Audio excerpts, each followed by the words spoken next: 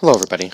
Today we are going to review the last installment of Daniel Craig's James Bond story, No Time, No Time to Die. Jeez, the title just totally exited my head there for a second, for whatever reason. So we did go see this movie Friday in theaters because, luckily it was still on the big screen.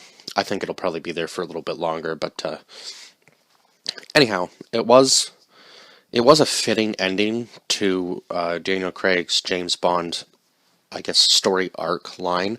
And I'm not really sure whether they're going to continue. Like, it kind of seems like the James Bond character's ending and they're opening a new chapter for certain agents, including a couple new female agents in this movie, which one of them I'm really excited to see. And the other one just seemed to be kind of like a fitting passing of the torch kind of for the James Bond character. So we'll see where her story goes, and obviously I think they're going to be able to do like spin-off movies of other people's stories in this as well. So this is just after Spectre and that whole situation, which I kind of don't really remember that movie that well because I didn't really like it that much compared to some of the other James Bond movies, and this was a little bit better than Spectre, I would say. Now, it was still quite slow compared to some of the obviously older ones that he did. Like the first three were pretty fast-paced and action-packed, as far as I remember, and then they kind of just slowed down through four and five. I believe it was five. Wasn't it five films that he did, or was it only four? No. Yeah, no, it was five. Okay. That's what I thought. Interesting. So this kind of brought everything back into the mold of the story. So we have Felix from the very first movie, who is played by Jeffrey Wright. Obviously, we have Naomi Harris playing Moneypenny, Ben Winshaw playing Q, Ralph Fiennes playing M, our new agent, or one of our new agents, Lashana Lynch playing Nomi. We have a new, now I can't remember whether she was Inspector or not, but Leigh Sadu plays Madeline. Now I don't know if she was in, was she Inspector? I'm going to have to go back and watch that one. We have Rami Malek playing Lustafir Safin, who was the main villain in this movie. And then we have Anna de Armas, who played Paloma. And she was probably, honestly, my favorite agent out of all of them, even though her scene was kind of, I feel like it was too short for what she could have delivered to the film, for sure. And then we have, obviously, Daniel Craig playing the James Bond character. So we find out quite a bit about him in this movie. One of them being that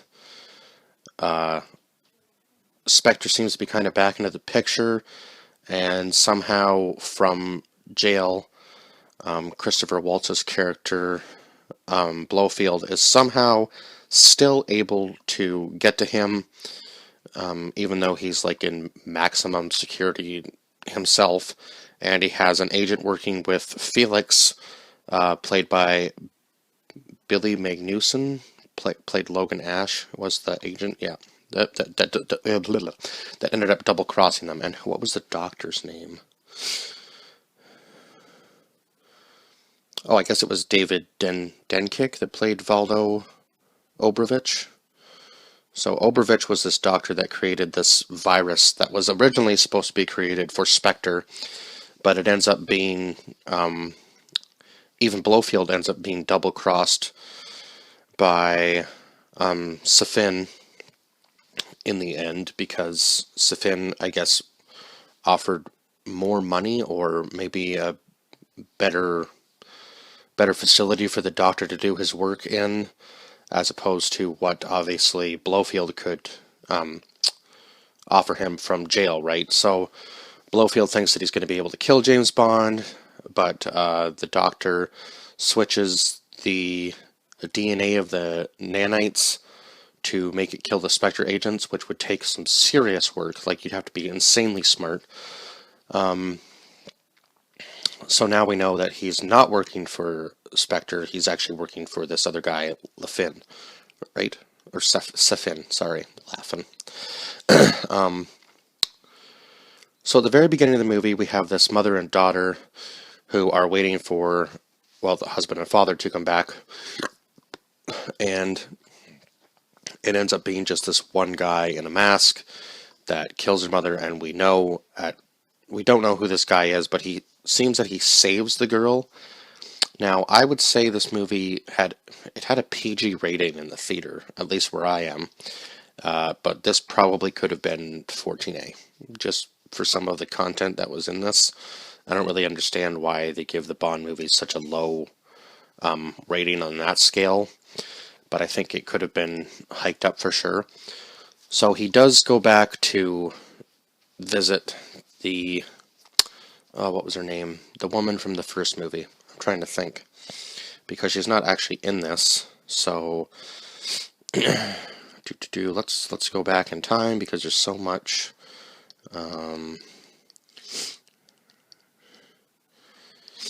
Wow, we have to go all the way back to 2006. That's crazy. So, yeah, so he goes back to visit Vesper Lynd's tomb, or I guess grave site, and it ends up blowing up on him, and that's when he realizes the Spectre is after him, and there's this whole action scene on the bridge where he has to jump away, and ends up going back to get to get his, I guess, current love interest, Madeline, which ends up not working out for him because he thinks that she's working for Spectre, but it turns out she's not. There's a whole lot of double cross in this movie, let's just say that much. So Bond, so then it goes to 5 years later with obviously Spectre breaking into the lab to get the doctor to create this virus, to try to kill, obviously they're trying to wipe out the 00 agents. So we have a new 007 agent. God, I passed her, didn't I? Nomi, who basically says to Bond once he gets involved with Phoenix, there's two sides trying to get to the same goal of getting the doctor, and now I guess they're trying to keep, I guess Felix and Bond are trying to keep the doctor away from, I believe it's MI7 that he works for, isn't it? Is that correct? I think I have that right, but I could be wrong about that. So anyway, once Bond finds out that M has been involved somehow with this whole nanites thing, he automatically gets back in, and he does reestablish his 007 number a few times, I think, or at least twice in this movie he does. Then we find out that he has a kid, even though why can't I think of her name? Even though Madeline says that, tries to make him not think that it's his, which I found kind of interesting, because he would have definitely protected them a lot better, I think, throughout this movie. Not saying that he didn't, but he would have been more focused, I think, instead of, wondering whether it was actually his kid or not, or wondering whether it was Safin's kid, because we don't really know whose kid it could possibly be. Now, I'm not sure how old the kid would have been. I guess around the age of 5, if they were together 5 years before that, all of this was happening. So the one thing I really wanted to say, actually, obviously the action scenes, now I would say this movie was still fairly slow compared to like the first three, like I said, but I think I've pretty much explained the whole story, and unfortunately Bond does end up dying at the end, and I kind of saw it coming, because when they're in the final compound trying to destroy the doctor's, I guess basically virus, And once the nanites are in you, anybody who has the Spectre DNA, like that he touches, that Bond touches, will die. And he ends up killing Blofeld in the prison cell when he's interrogating him. So we know that he's not supposed to touch anybody who is working for Spectre, because obviously then he could wipe out a lot of people. And then Safin ends up creating a little teensy-weensy vial of one that is made for Bond's daughter and Madeline. And he ends up cutting him with it. So now Bond has 2 different types of nanites in him.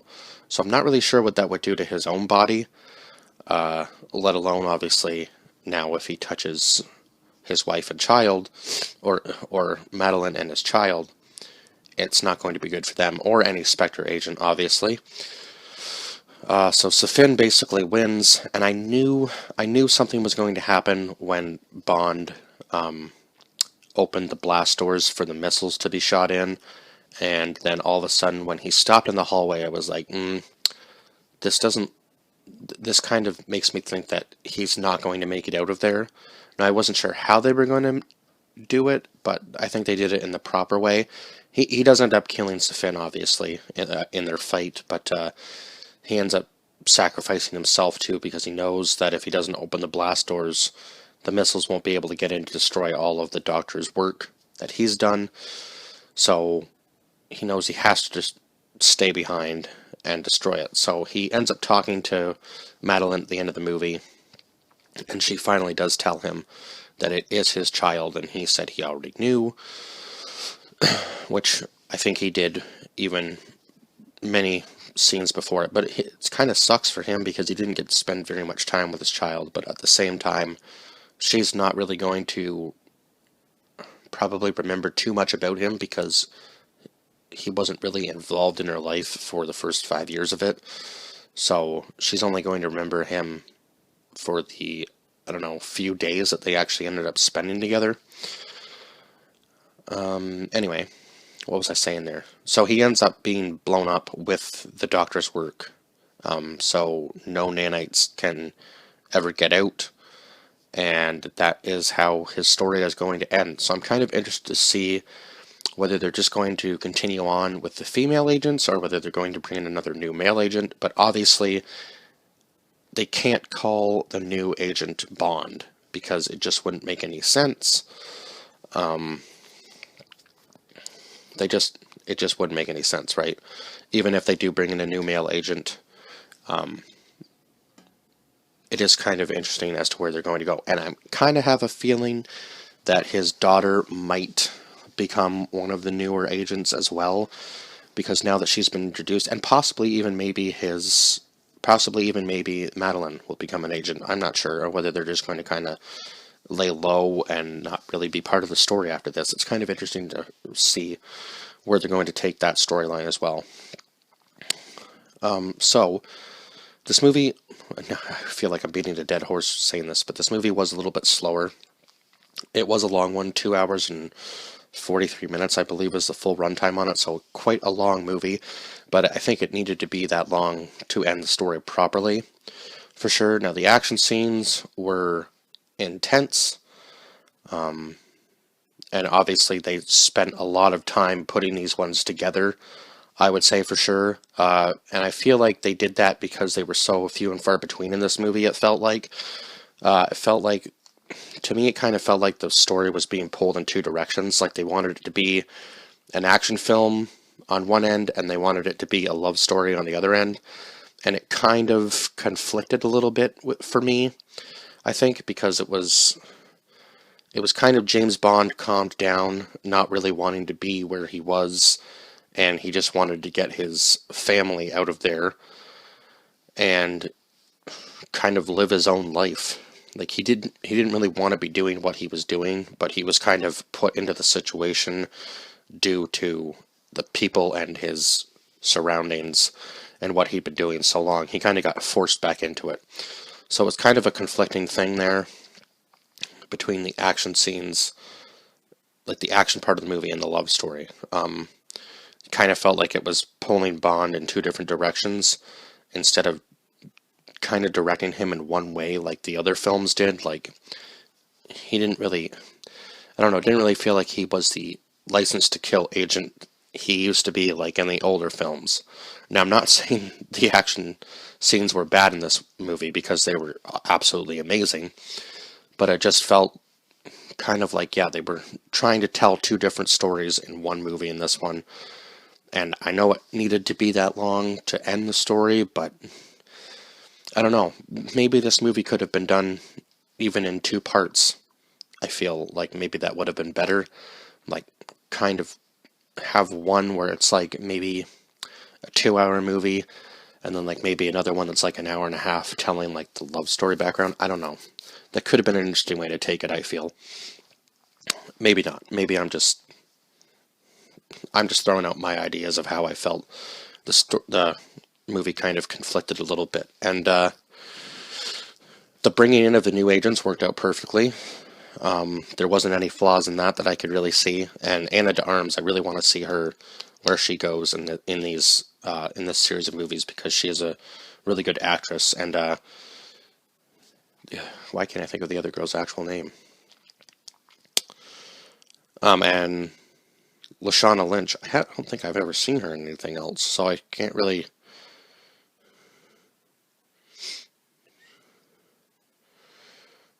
Oh no, she was in. Okay, she was in Captain Marvel. All right then, cool.